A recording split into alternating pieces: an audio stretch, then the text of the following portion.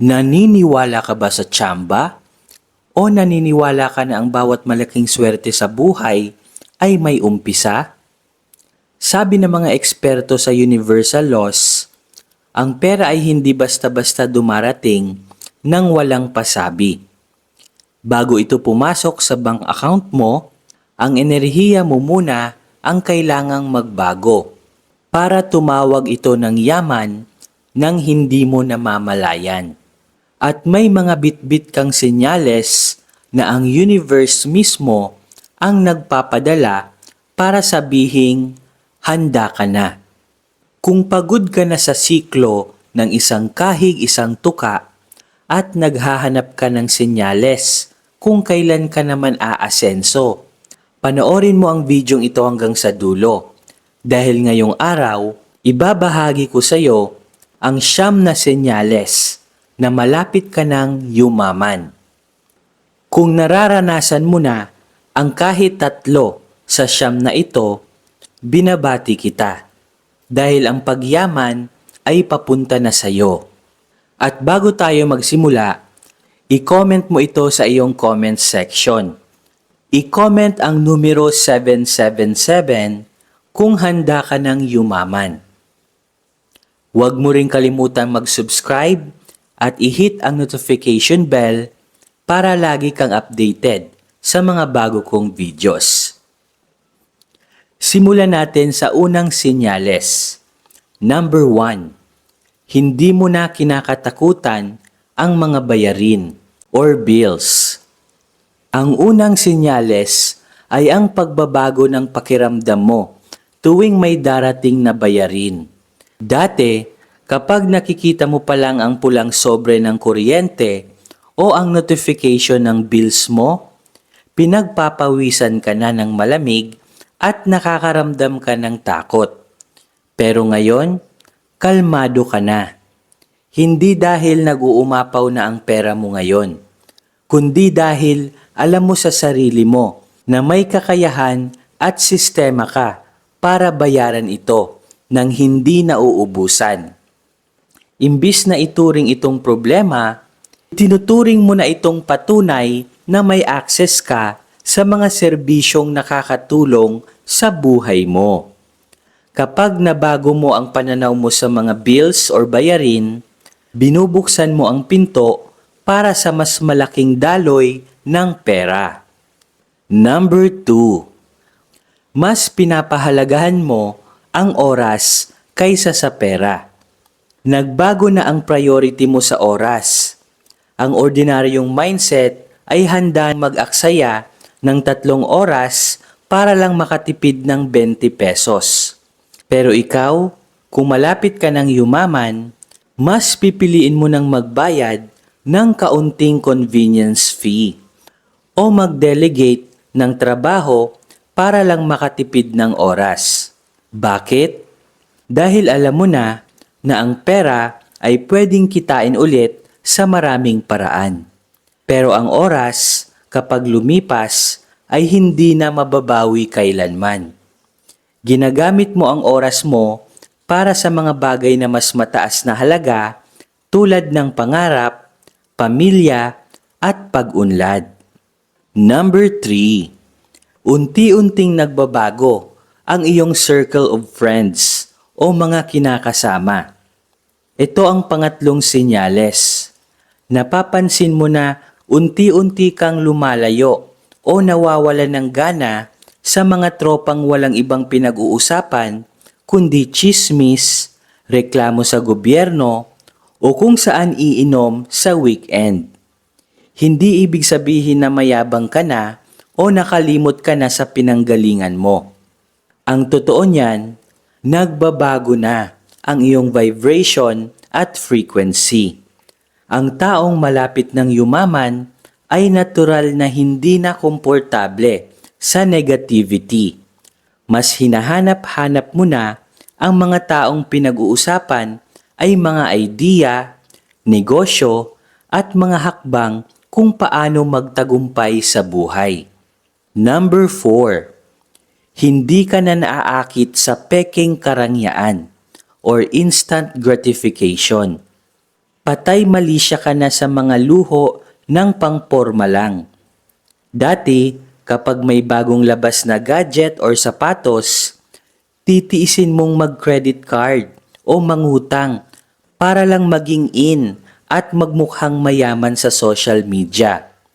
Pero ngayon, deadma ka na. Mas excited ka nang makita na lumalago ang savings mo. Umiikot ang investment mo at secured ang iyong emergency fund kaysa sa magsuot ng mga branded na gamit pero walang natitira sa pitaka mo. Mas gusto mo nang maging tunay na mayaman kaysa sa magmukhang mayaman. Number 5. May malinaw at eksaktong plano ka na sa pananalapi. Hindi ka na lang basta nag-aabang ng sweldo o tinitingnan kung ano ang matitira sa katapusan ng buwan. Ngayon, bago pa man hawakan ng kamay mo ang pera, may pangalan na ang bawat piso. May blueprint ka na. Alam mo kung ilang porsyento ang para sa pangarap mo, para sa buwan ng gastos, at para sa proteksyon ng pamilya mo. Ang universe ay hindi nagbibigay ng swerte sa magulo ang isip. Nagbibigay ito ng yaman sa mga taong marunong at handa ng mamahala nito. Number 6. Mas gutom ka na sa kaalaman kaysa sa libangan. Tignan mo ang search history or algorithm ng iyong social media. Kung ang feed mo sa YouTube o TikTok ay napuno na tungkol sa financial literacy, self-improvement, o mga kwentong tagumpay, sa halip ng mga walang kabuluhang prank o sayaw, napakalaking senyalis niyan. Ang utak mo ay parang magnet na sumisipsip ng kaalaman na magagamit mo para magkapera. Kapag ang entertainment mo ay napalitan na ng edukasyon, ibig sabihin ay seryoso ka na sa pagbabago ng buhay mo. Number 7. Tanggap mo na ang pagkabigo ay parte lamang ng pag-asenso. Hindi mo na kinakatakutan ang pagkakamali. Noon, kapag nalugi ka sa isang maliit na racket o nagkamali sa desisyon, pakiramdam mo ay katapusan na ng mundo at ayaw mo na. Ngayon, kapag may dumarating na unos or problema, ang tanong mo na agad sa sarili mo ay, ano ang aral na itinuturo nito sa akin? Alam mo na ang bawat kabiguan ay hindi dulo ng laban, kundi isang hakbang ng pagwawasto para mas matuto ka sa susunod na pagkakataon. Ginagawa mong hagdan ang bawat pagkakamali. Number 8. Mayroon ka ng higit sa isang daloy ng kita o tinatawag na multiple sources of income. Ang pangwalong ito na siyang pinaka-pisikal na senyales, hindi ka na umaasa sa iisang source ng pera. Maaaring may maliit kang side hustle, may maliit na negosyo, may porsyento ka sa isang investment, o kaya naman ay bumubuo ka ng digital asset tulad ng content creation. Alam mo na ang pagkakaroon ng iisang sahod lang ay delikado sa panahon ngayon. Kahit barya-barya pa ang pasok ng mga ito sa simula, kapag may maramihang daloy na ng kita na nakadirekta sa iyo, unti-unti nang bumubukas ang gripo ng tuloy-tuloy na kasaganaan. Number 9. Palagi mong nakikita ang mga paulit-ulit na numero or tinatawag na angel numbers. Ito ang sinyalis na madalas baliwalain ng iba. Ang madalas na pagpapakita sa iyo ng mga paulit-ulit na numero o tinatawag na angel numbers. Napapansin mo ba na tuwing titingin ka sa relo or sa cellphone mo ay eksaktong nakikita mo ang numero 1111? O kaya kapag may nakikita kang plaka ng sasakyan, resibo o notification, palagi kang nakakakita ng numero 333, 444, 777 o ang numero ng siksik, liglig at umaapaw na yaman, ang numero 888. Hindi yan tsamba o nagkataon lang. Sa universe, ang mga numerong ito ay nagsisilbing mga alignment codes. Kapag palagi mo itong nakikita, ibig sabihin ay bukas ang iyong ikatlong mata sa mga oportunidad at ang iyong isipan ay kasalukuyang nasa mataas na frequency. Ito ay isang universal na tapik sa balikat na nagsasabing, narinig namin ang hiling mo. Tama ang itinatakbo ng isip mo.